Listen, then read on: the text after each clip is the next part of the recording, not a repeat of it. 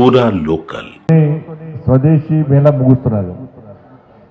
నేను కూడా అంతకుముందు స్వదేశీ జాగరణ మంచ్ ఆధ్వర్యంలో కరీంనగర్లో నిర్వహించిన అనేక స్వదేశీ మేళా కార్యక్రమంలో అక్కడనే కూర్చున్నాను. నేను వీళ్ళక కూర్చొని చూస్తున్నాను. నేను కూడా ఏ కార్యక్రమం ఇచ్చినా ఒక్కోసారేమో ఈ స్వదేశీ జాగరణ మంచ్ స్వదేశీ మేళా సందర్భంగా డైలీ అంత క్లీన్ చేయించాలి, స్వచ్ఛ భారత్ చేయించాలని చెప్పి నాకు బాధ్యత ఇస్తే ఆ బాధ్యత నెరవేర్చిన. ఒక్కసారేమో రాత్రి పూట రక్షకగా ఉండాలని చెప్పి నేను విద్యార్థి పరిషత్లో ఉన్నప్పుడు ఇట్లా రక్షకగా ఉండాలని చెప్పినప్పుడు మా కార్యకర్తలు అందరూ కూడా రక్షక వ్యవస్థ మనం అప్పుడు పనిచేస్తాం. దాని తర్వాత మీడియాను చూడాలని చెప్పి ఇన్ఛార్జ్ చేసినప్పుడు మీడియా పని కూడా చూసినప్పుడు నేను. కాబట్టి స్వదేశీ మేళా అంటే అనేక సందర్భాల్లో నేను కూడా నా బాధ్యతను కూడా అనేక సందర్భాల్లో సేవ చేసేటువంటి ఒక అదృష్ట అవకాశం నాకు రావడం నిజంగా అదృష్టంగా భావిస్తున్నా. కానీ అట్లాంటి ఒక సామాన్య కార్యకర్తను ఈరోజు మళ్ళీ ఒక అతిథిగా వచ్చి మీ అందరి ముందు మాట్లాడే అవకాశాన్ని రావడం కూడా అదృష్టంగా భావిస్తున్నారు. సనాతనం స్వదేశీ స్వావలంబన నినాదంతో ఆ విధానంతో దేశవ్యాప్తంగా స్వదేశీ జాగరణ మంచ్ ఆధ్వర్యంలో ఈ స్వదేశీ మేళా కార్యక్రమాలు నిర్వహించడం జరుగుతున్నది. దానిలో భాగంగా కరీంనగర్లో 216 స్టాల్స్ ఇవాళ ఆంధ్రప్రదేశ్, తెలంగాణ, తమిళనాడు, కర్ణాటక రాష్ట్రాల నుంచి ఈరోజు ఇక్కడ స్టాల్స్ ఏర్పాటు చేయడం, దానిలో ఖాదీ కానీ, సోలార్ ఎనర్జీ కానీ, ఫుడ్ కానీ, అగ్రికల్చర్ కానీ, కల్చర్ కానీ, టూరిజం కానీ ఇట్లా అనేక స్టాల్స్ ను స్వదేశీకి సంబంధించిన స్టాల్స్ ను ఏర్పాటు చేసి స్వదేశీ వస్తువులను ప్రోత్సహించాలని చెప్పి స్వదేశీ విధానాన్ని అవలంబించాలని చెప్పి ఒక మంచి ఆలోచనతో స్వదేశీ జాగరణ మంచ్ ఆధ్వర్యంలో ఈరోజు ఈ స్వదేశీ మేళాను ఏర్పాటు చేయడం నిజంగా చాలా సంతోషం. ఇది చిన్నతర పరిశ్రమను ప్రోత్సహించడం, యువతకు ఉపాధి కల్పించడం, అన్ని రకాల ఉపయోగపడేటువంటి ఒక మేళా ఈ స్వదేశీ మేళా. గత 6 రోజుల నుంచి కూడా ప్రతిరోజు 10th నుంచి 10th inter degree, PG degree, మన ఇంజనీరింగ్ బీటెక్ స్టూడెంట్స్ అందరూ కూడా ప్రతిరోజు ఒక సెమినార్, ఏదో ఒక విషయం మీద సెమినార్ ఏర్పాటు చేయడం, జాబ్ మేళా ఏర్పాటు చేయడం, ఇట్లా అన్ని రకాల ఏర్పాటుతో స్వదేశీ జాగరణ మంచ్ కార్యక్రమం చేయడం చాలా సంతోషం. ఎందుకంటే మనం ఇవాళ స్వాతంత్ర ఉద్యమంతో లింగమూర్తి గారు చాలా మంచి మంచి విషయాలు చెప్పారు. కానీ దురదృష్టవశాత్తు ఇంకా ఈ స్వదేశీ అనేది మన లోపల ఇంకా ఆ మార్పు జరుగుతలేదు. నేను ఒకసారి ఏం చేస్తా అంటే చిన్న విషయం చెప్తాను. నేను టవర్ దగ్గర ఒక షాప్ పోయాను, మా ఫ్రెండ్ది షాప్, ధన్వంతరి ఆయుర్వేదిక్. నేను ఆ షాప్ పోయి షాప్లో కూర్చున్నాను. నేను ఒక అమ్మాయి ఒక అబ్బాయి వాళ్ళ నాన్న ఇద్దరు వచ్చారు. వచ్చి ఒక క్రీమ్ అడిగాను. ఆ క్రీమ్ ఎంత అంటే డిస్టర్బ్ అన్న మధ్య డిస్టర్బ్ ఒక క్రీమ్ అడిగాను. ఆ క్రీమ్ రేట్ ఎంత? క్రీమ్ ఇచ్చేసి నేనే ఫేస్ క్రీమ్. ఆ క్రీమ్ రేట్ ఎంత అంటే 18 రూపీస్. ఆ 18 రూపీస్ తీసుకున్నాడు. అది పనిచేయలే, అది నచ్చలేన.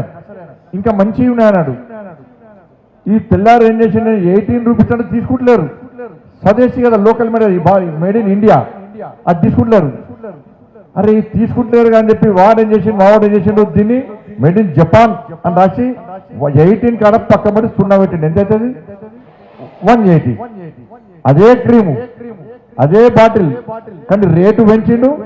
మేడ్ ఇన్ జపాన్ అని రాస్తా మాత్రం క్రీమ్ తీసుకున్నారు. అదే క్రీమ్ అదే మంచిది, కానీ క్రీమ్ పేరు మార్చి రేటు పెంచితేనే తీసుకుంటుంది తప్ప మన దేశం మన ఉత్పత్తి అని చెప్పి వాడుకునే స్థితిలో మనం లేవు. ఇంకా అదే పరిస్థితి ఇంకా కూడా. కాబట్టి ఇటువంటి ఆలోచన నుంచి మనం బయటికి రావాల్సిన అవసరం ఉన్నది. వాళ్ళ మన దేశం, మన ఉత్పత్తులు విదేశీ వస్తువులకు తీసిపోని విధంగా ఉత్పత్తి చేసేటువంటి ఉత్పత్తులు మన సొంతం. అట్టడుగు వర్గాల ప్రజలే మనకు ప్రాధాన్యం. వాళ్ళని ప్రోత్సహించడమే మన విధానంగా ఇలా స్వదేశీ జాగరణ మంచ్ ఆ దిశగా మనం ముందుకు సాగుతున్న విషయాన్ని మనం గుర్తుంచుకోవాల్సిన అవసరం ఉంది. వాళ్ళ మహాత్మా గాంధీ ప్రారంభించినటువంటి ఈ స్వదేశీ ఉద్యమం ఈ రోజు కూడా ఇంకా కొనసాగిస్తున్నామంటే ఇది నిజంగా చాలా దురదృష్టకరం. ఇది కూడా ఇప్పటికే ఈ దేశం లోపల, దేశం ప్రజల్లో ఆలోచన లోపల మార్పు రావాల్సినంత విధంగా రాకపోవడం వల్లనే ఇంకా స్వదేశీ మేళాలు పెట్టుకునే పరిస్థితి వస్తుందంటే ఇంతకంటే దురదృష్టం ఇంకోటి కాదన్న విషయాన్ని మనం గుర్తుంచుకోవాలి. కాబట్టి దాన్ని దృష్టిలో ఉంచుకొని ఈరోజు స్వదేశీ జాగరణ మంచ్ కేవలం స్వదేశీ మేళాలు పెట్టడము, ఈ స్టాల్స్ పెట్టడం కాదు, అనేక ఉద్యమాలు, రైతు ఉద్యమాలు చేసింది, కిసాన్ ఉద్యమాలు చేసింది, అనేక విధంగా మత్స్య కార్మికులకు సంబంధించి ఉద్యమాలు చేసింది.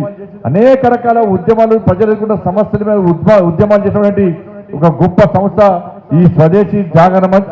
అందుకే స్వదేశీ జాగరణ మంచ్ యొక్క వాటి యొక్క సూచనలు ఆదర్శంగా తీసుకొని కేంద్రంలోని నరేంద్ర మోడీ గారి ప్రభుత్వం ఈరోజు అనేక సంస్కరణలు చేపడుతున్న విషయాన్ని మనం గుర్తుంచుకోవాలి. ఇవాళ మనం చూడండి, ఇవాళ ఈ కరోనా సమయంలో ప్రపంచమంతా చైనా, అమెరికా లాంటి దేశాలన్నీ కూడా అతలాకుతలం అవుతున్నప్పుడు ఇలా 20 లక్షల కోట్ల బడ్జెట్ తోని ఆత్మ నిర్భర భారత్ అనే పథకాన్ని ప్రారంభించి చైనా, అమెరికాలను శాసించే స్థాయికి వాళ్ళ భారతదేశం ఎదిగింది అంటే ఇది కేవలం నరేంద్ర మోడీ గారి గొప్పతనమైన విషయాన్ని గుర్తుంచుకోవాలి. ఆర్థిక ప్రగతిలో 11వ స్థానంలో భారతదేశ ఆర్థిక ప్రగతి ఇవాళ 5వ స్థానానికి వచ్చింది. నరేంద్ర మోడీ గారి లక్ష్యం ఏంటంటే మనం ఎవ్వరికి తక్కువ కాదు.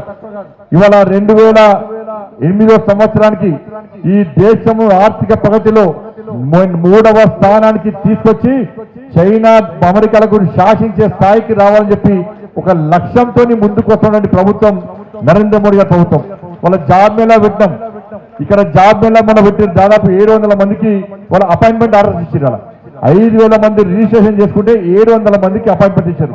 మీ అందరికీ తెలియదు నరేంద్ర మోడీ గారు ఏం చేశారంటే ఒక సంవత్సరం లోపల, ఒక 1 ఇయర్ లోపల నేను ఈ దేశంలో 10 లక్షల మందికి ఉద్యోగాలు ఇస్తానని చెప్పాను.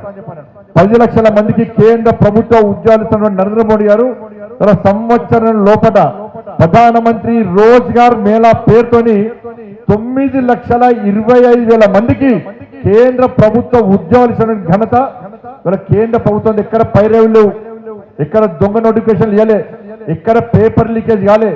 మొన్న రిక్రూట్మెంట్ లో అంత CSF jawan, CISF, CRPF, SSB, Assam rifles ఇటువంటి వారు మాత్రమే ఎక్కువ శాతం ఇవాళ మొన్న జాబ్ మేళాలు సెలెక్ట్ అయ్యి కేంద్ర ప్రభుత్వ ఉద్యోగాలు పొందిరు. ఇలా 4 కోట్ల మందికి ఇవాళ నరేంద్ర మోడీ గారి ప్రభుత్వం ఇల్లు కట్టించింది. 80 కోట్ల మందికి ప్రధానమంత్రి గరీబ్ కళ్యాణ్ అన్న యోజన కింద మనం బియ్యం ఇస్తున్నాం. ప్రధానమంత్రి సడక్ యోజన కింద రోడ్లు వేస్తున్నాం. సిఆర్ఎఫ్ కింద రోడ్లు వేస్తున్నాం. కరీంనగర్ ను స్మార్ట్ సిటీ చేస్తాం. వరంగల్ ను స్మార్ట్ సిటీ చేస్తాం. నేషనల్ హైవే చేస్తున్నాం.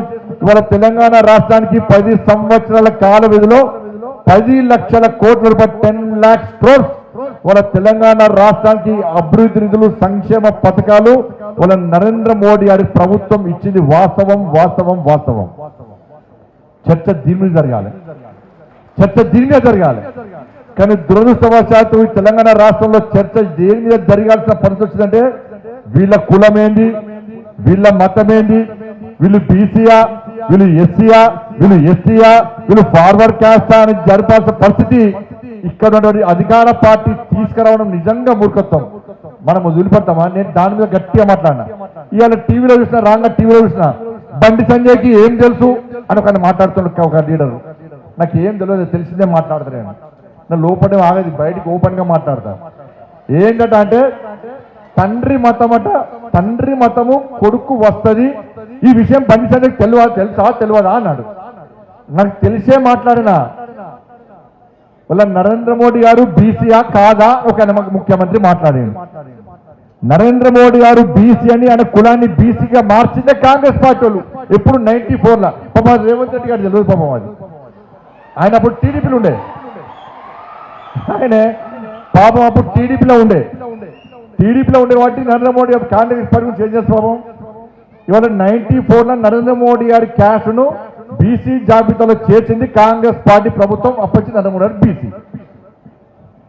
ఇవాళ నరేంద్ర మోడీ గారు బీసీ కానప్పుడు నేనేమన్నా అంటే మరి రాహుల్ గాంధీ గారు ఏ మతము, ఏ కులము, ఏ జాతి, ఏ దేశమో అన్నా.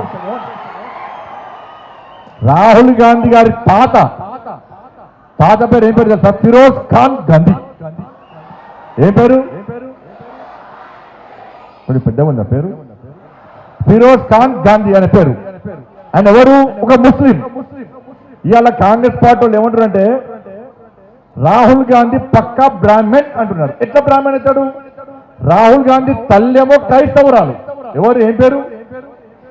ఏం పేరు? సోనియా గాంధీ. రాహుల్ గాంధీ తండ్రి రాజీవ్ గాంధీ తండ్రి ఎవరు? ఫిరోజ్ ఖాన్ గాంధీ. ఫిరోజ్ ఖాన్ గాంధీ ముస్లిం అయితే రాజీవ్ గాంధీ ముస్లిమే. మరి రాజీవ్ గాంధీ ముస్లిం అయితే రాహుల్ గాంధీ ఎవరు? ముస్లిమే కదా. షేక్ ఏంటి షేక్ ఖానా కాదు ముస్లిం. ఇలా కాంగ్రెస్ వాళ్ళు బ్రేకింగ్ చూసిన టీవీలలో, అరే తండ్రి మతము కొడుకు వస్తుంది, తండ్రి జాతి కొడుకు వస్తుంది అంటే నేను కాంగ్రెస్ వాళ్ళని గదే అడుగుతున్నా. రాజీవ్ గాంధీ తండ్రి ముస్లిం అయినప్పుడు రాజీవ్ గాంధీ ముస్లిం అవుతాడు, రాజీవ్ గాంధీ ముస్లిం అయినప్పుడు రాహుల్ గాంధీ కూడా ముస్లిం అవుతాడు. ఇది లెక్క. ఇప్పుడు మాట్లాడు నరేంద్ర మోడీ గారు బీసీయా? మరి ఇవాళ కాంగ్రెస్ పార్టీలు దీనికి సమాధానం చెప్పాలి. 10 జనపథ్లో ఒక కులం లేదు, ఒక మతం లేదు, ఒక జాతి లేదు, ఒక దేశం లేదు. సోనియా గాంధీ ఇటలీ ఆమె అంటే దీని ద్వారా రాహుల్ గాంధీకి కులం లేదు, రాహుల్ గాంధీకి మతం లేదు, రాహుల్ గాంధీకి జాతి లేదు, రాహుల్ గాంధీకి దేశం లేదు. కానీ నరేంద్ర మోడీ పక్కా ఇండియన్. అరే ప్రపంచ దేశాలే ప్రధానమంత్రులు, ప్రపంచ దేశాల అధ్యక్షులే నరేంద్ర మోడీ గారికి సాష్టాంగ ప్రణామాలు చేస్తున్న విషయాన్ని కాంగ్రెస్ పార్టీ గుర్తుంచుకోవాలి. విదేశాల్లో పోతే రాహుల్ భారతదేశ ప్రతి దేశంలో కూడా ఇతర దేశాలను ప్రతి భారతీయుడు నేను ఇండియన్, ఐఎమ్ ఇండియన్ అని గర్వంగా తలెత్తుకొని తిరిగే పరిస్థితి వచ్చిందంటే ఇలా నరేంద్ర మోడీ గారి వాళ్ళన్న విషయాన్ని ఇలా కాంగ్రెస్ పార్టీ గుర్తుంచుకోవాలి. ఇలా కాంగ్రెస్ పార్టీ ప్రధానులు అమెరికా పోతున్నారు, లండన్ పోతున్నారు, పోయేది తెలియదు, వచ్చేది తెలియదు. కానీ నరేంద్ర మోడీ గారు పోతుందంటే సంచలనం, అక్కడ పర్యటన చేస్తే సంచలనం, తిరిగి వచ్చిందంటే సంచలనం. ఇది ఆ చర్చ జరిగేది. ఇలా బీసీ కులగణన అన్నారు. ఇవాళ మీరు అందరూ తమ్ముళ్ళు ఆలోచించాలి. ఇలా బీసీ ఎస్సీ ఎస్టీల గురించి కాదు, ఇవాళ ఎట్లా మోసం జరుగుతుందంటే హిందూ సమాజానికి ఏ విధంగా మోసం జరుగుతుంది అంటే దీన్ని మీలాంటి యువకులందరూ కూడా ఇలా ప్రశ్నించాల్సిన అవసరం ఉంది. ప్రభుత్వాలని, పాలకులను కేవలం ఒక మతాన్ని కొమ్ము కాస్తూ, ఒక వర్గాన్ని కొమ్ము కాస్తూ ఇవాళ మీ జీవితాలను నాశనం చేస్తున్నారు. ఇలా భవిష్యత్తులో మీకు ఉద్యోగాలు రావు, మీరు ఎన్నికల్లో పోటీ చేయాలంటే పోటీ చేయలేరు. ఏంటంటే 10% ముస్లింలను బీసీలుగా మార్చారు. ఒప్పుకుంటామా మనం? ఒప్పుకుంటారా మీరు? 10% ఉన్న ముస్లింలను బీసీలుగా మార్చారు. బీసీల రిజర్వేషన్ అంటే 42% ఇస్తారట. ఇప్పుడు బీసీల రిజర్వేషన్ ఎంత అంటే 23%. స్థానిక సంస్థల ఎన్నికల్లో 23% మాత్రమే బీసీల రిజర్వేషన్. ఇవాళ ముస్లిం కాకుండా 10% రిజర్వేషన్ ఇస్తే ఎంతైతుందంటే 42% రిజర్వేషన్ లో ఇవాళ ఇప్పుడు 23% బీసీల రిజర్వేషన్ అయితే 10% ముస్లింల రిజర్వేషన్ తీసేస్తే బీసీల రిజర్వేషన్ ఎంత అంటే 32%. కానీ కాంగ్రెస్ పార్టీ ప్రభుత్వం ఇచ్చేది బీసీలకు 32% మాత్రమే రిజర్వేషన్ ఇస్తుంది, మిగతా 10% ముస్లింలకు ఇస్తున్నది. దాన్ని బీసీలో ఎట్లా కలుపుతారో కాంగ్రెస్ పార్టీ చెప్పాలి. బీసీ సమాజం ఆలోచించాలి, హిందూ సమాజం ఆలోచించాలి. బీసీలకు ఇచ్చేది కేవలం 32%. మరి 42% ఎట్లయితుందో ఇలా కాంగ్రెస్ పార్టీ చెప్పాలి. ఇవాళ ఎక్కడ కూడా హిందువులు గెలవరు. హిందువులు ఎక్కడ గెలవరు? సర్పంచ్ గెలవరు, ఎంపీటీసీ గెలవరు, జెడ్పీటీసీ గెలవరు, కౌన్సిలర్లు గెలవరు, కార్పొరేటర్లు గెలవరు, ఎమ్మెల్యే ఎక్కడ గెలవరు. ఇవాళ కేవలం అందుకే ఇప్పుడే తెలిసింది మహారాష్ట్రలో, మహారాష్ట్రలో ఏం చేసినాడంటే లవ్ జిహాదీ మీద, మతం మార్పిళ్ల మీద చట్టం తీసుకొస్తున్నాడ. అటువంటి చట్టం తెలంగాణ రాష్ట్రంలో రావాలి. లవ్ జిహాదీ మీద, మతం మార్పిడి మీద తెలంగాణ రాష్ట్రంలో ఈ ప్రభుత్వానికి ధైర్యము దమ్ముంటే చట్టం తేవాలి. మీరు కేవలం బీసీలకు 32% రిజర్వేషన్ ఇచ్చి మేము 42% ఇస్తున్నాం అని చెప్పి కేంద్రానికి బిల్లు పంపితే కేంద్రం తిరిగి సీల్డ్ కవర్ చేసి మళ్ళా లామినేషన్ చేసి మీకు పంపిస్తుంది. మీరు కేంద్రానికి బిల్లు పంపిస్తే మేము లామినేషన్ చేసి మీ రూమ్ లో పెట్టుకోండి, ముఖ్యమంత్రి రూమ్ లో పెట్టుకో, ఉప ముఖ్యమంత్రి గారు రూమ్ లో పెట్టుకోండి, మీ మంత్రులు కాంగ్రెస్ పార్టీ లీడర్లు అందరూ కూడా ఒక్కొక్క రూమ్ లో ఆ బిల్లును పెట్టుకొని మేము బిల్లును ఆమోదించే ప్రసక్తే లేదు.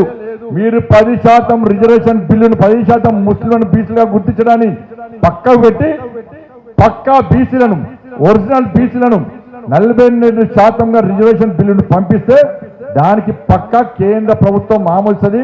దీనిలో కుండబద్దలు కొట్టారు, కుల్లా చెప్పినాం, దీనిలో నిర్మోహమాటం చెప్పినాం. ఎలాంటి మొహమాటం లేదు. మేము ధర్మానికి, భారతీయ జనతా పార్టీ మత ప్రాతిపదికన చూడండి అన్నిటికీ వ్యతిరేకం. మేము ధర్మం కోసం పనిచేస్తాం, ఈ సనాతన ధర్మం కోసం పనిచేస్తాం, ఈ సనాతన ధర్మాన్ని రక్షిస్తాం, ఈ హిందూ సమాజం సంఘటన కోసం పనిచేస్తాం. హిందూ ధర్మానికి, హిందూ సమాజానికి ఎక్కడ ఆపద వచ్చినా, ఎక్కడ కష్టం వచ్చినా పక్క భారతీయ జనతా పార్టీగా మేము పక్కా అనుకుంటాం. 80% మన హిందూ సమాజం కోసం పనిచేయడమే మతతత్వం అయితే కూడా మమ్మల్ని మతతత్వవాదులుగా అన్న భయపడే ప్రసక్తే లేదన్న విషయాన్ని ఇలా పాలకులు గుర్తుంచుకోవాలి. ఇలా కోన మేధావర్గం కోన శక్తివాదులు గుర్తుంచుకోవాల్సిన అవసరం ఉంది.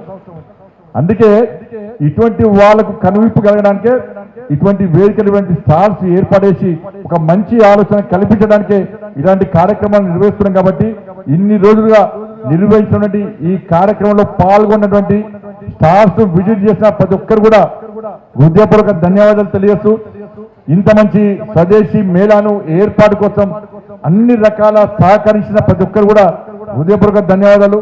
నేను దీనికి కన్వీనర్ అయినప్పటికీ కూడా గౌరవాధ్యక్షుడు అయినప్పటికీ కూడా ఎక్కువ సమయం వాస్తవానికి రోజు వచ్చి కూర్చుందాం అనుకున్నా. కానీ పార్లమెంట్ సెషన్స్ ఉండడం వలన వాళ్ళ వేరే కార్యక్రమాలు ఉండడం వలన ఇన్ని రోజులు రాలేకపోయినా నా వంతు సహకారం కూడా ఏమి ఇవ్వలేకపోయినా కాబట్టి ఇవాళ హరీష్ బాబు గారు కానీ పెద్దలందరూ కూడా పెద్ద మనసుతో అర్థం చేసుకొని నన్ను క్షమించాల్సిందిగా కోరుతూ ఇంత మంచి కార్యక్రమాల్లో పాల్గొనే అవకాశం, నాకు తెలిసిన 2-3 విషయాలు చెప్పే అవకాశం మీరందరూ విన్నందుకు కూడా మీ అందరికీ హృదయపూర్వక ధన్యవాదాలు తెలియజేస్తూ ముగిస్తున్నాను. భారత్ మాతాకి జై. జై శ్రీరామ్.